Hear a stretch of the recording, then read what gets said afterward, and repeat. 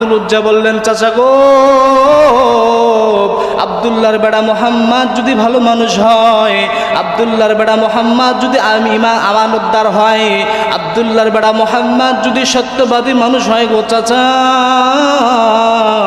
আব্দুল্লাহর বেড়া মোহাম্মদ যে একটা কথা বলে, ঈমান আনো, ঈমান আনো,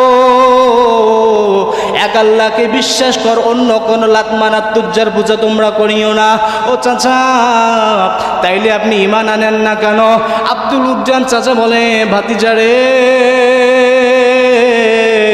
মোহাম্মদ এক জিনিস, মোহাম্মদের ধর্ম এক জিনিস, মোহাম্মদকে বিশ্বাস করা যায়, তার ধর্মকে বিশ্বাস করা যায় না, বলি না আউযুবিল্লাহ। আব্দুল উজ্জা বললেন, চাচা, আব্দুল্লাহর বেটা মোহাম্মদ যদি ভালো মানুষ হয়, আমি আর দেরি করব না, আমি এখন কালিমা পড়ে মুসলমান হয়ে যাব, বলি আল্লাহু আকবার। আব্দুল উজ্জার সঙ্গে সঙ্গে কালিমা পড়ে মুসলমান হয়ে গেলেন, সুবহানাল্লাহ বলেন। আব্দুল উজ্জা যখন কালিমা পড়ে মুসলমান হলেন, চাচা ডাক দিয়া কয়, রে ভাতিজা, ঈমান যে আল্লাহ, রে ভাতিজা, তুমি কি জানো এর পরিণতিটা কি হতে পারে? ভাতিজা ডাক দিয়া কয়, চাচা গো,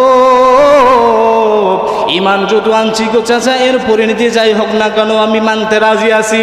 চাচা বললেন, ভাতিজা, মানতে যদি রাজি আছো রে ভাতিজা, দাও দাও, আমি তোমাকে যে উটগুলান দিয়েছি উটগুলান ফেরত দাও। ভাতিজা বললেন, চাচা দিয়ে দিলাম। বলে, দুম্বা দিয়েছে, দুম্বা ফেরত দাও। ভাতিজা বললেন, চাচা দিয়ে দিলাম।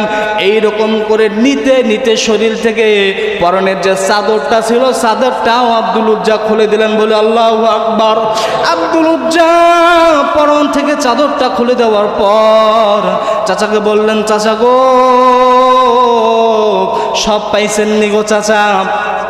চাচা বললেন, ভাতিজা, সব পাইছি, কিন্তু একটা জিনিস পাই নাই।